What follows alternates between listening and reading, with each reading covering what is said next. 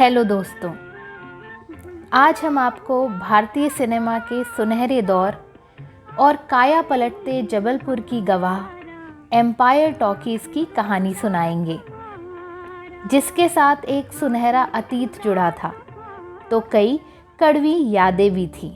सन 1918 में अंग्रेज़ों ने इस भवन का निर्माण टॉकीज़ की तरह नहीं बल्कि थिएटर की तरह करवाया था और इस एम्पायर थिएटर में लाइव प्रोग्राम होते थे, जिन्हें देखने के लिए अंग्रेज़ और रईस दूर दूर से आते थे।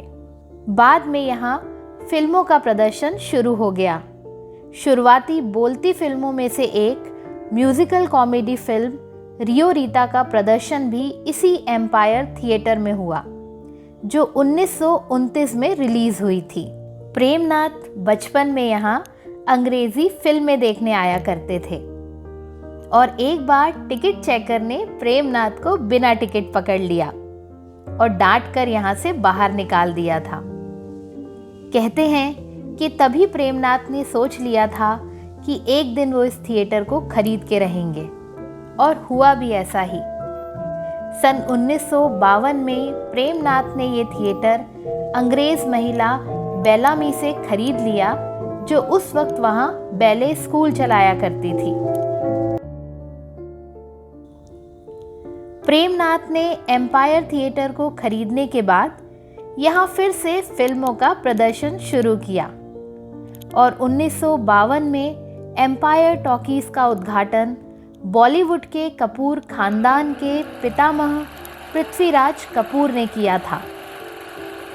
सबसे पहले 1951 में रिलीज़ हुई फिल्म बादल का प्रदर्शन यहाँ किया गया, जिसमें खुद प्रेमनाथ और मधुबाला थे।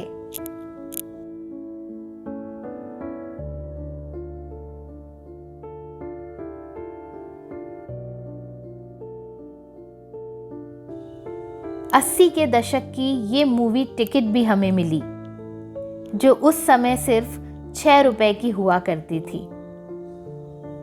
एक समय जबलपुर के थिएटरों में सबसे बड़ा पर्दा होने का गौरव पाने वाली एम्पायर टॉकीज़ का पर्दा 90 के दशक के ख़त्म होते होते कुछ ऐसा हो गया था और यहाँ फिल्मों का प्रदर्शन भी बंद हो गया।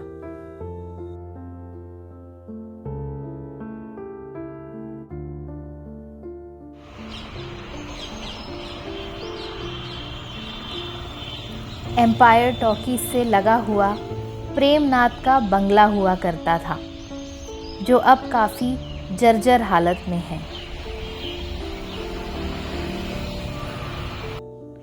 कभी इस बंगले के इस गेट पे प्रेमनाथ और उनकी पत्नी बीना राय का नाम लिखा हुआ था, जो एक सफल बॉलीवुड एक्ट्रेस थी।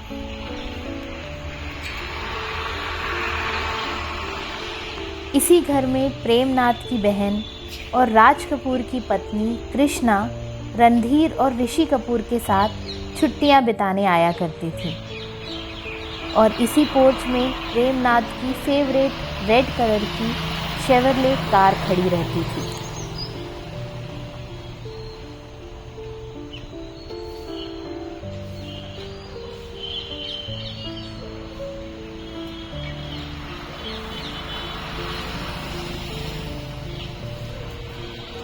सन 2012 में बारिश की वजह से एम्पायर टॉकीज़ की सामने की दीवार ढह गई, जिसके बाद इसको फिर से रिपेयर करके यहाँ एम्पायर मल्टीप्लेक्स बनाने की खबरें आने लगी, लेकिन ऐसा कभी हो नहीं पाया और भारी बारिश के चलते जर्जर भवनों को लेकर प्रशासन के चल रहे अभियान के तहत एम्पायर टॉकीज़ को चिन्हित किया गया। इसके बाद प्रशासन की टीम बुलडोज़र के साथ पहुंची और शहर की सबसे पुरानी टॉकीज़ को ज़मींदोज़ कर दिया गया।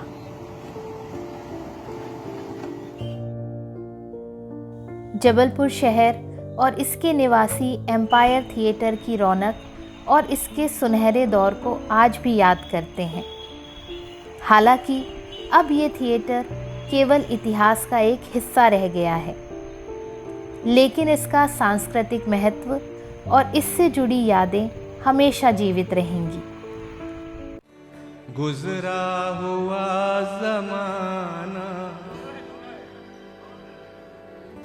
आता नहीं दोबारा, हाफिज खुदा तुम्हारा।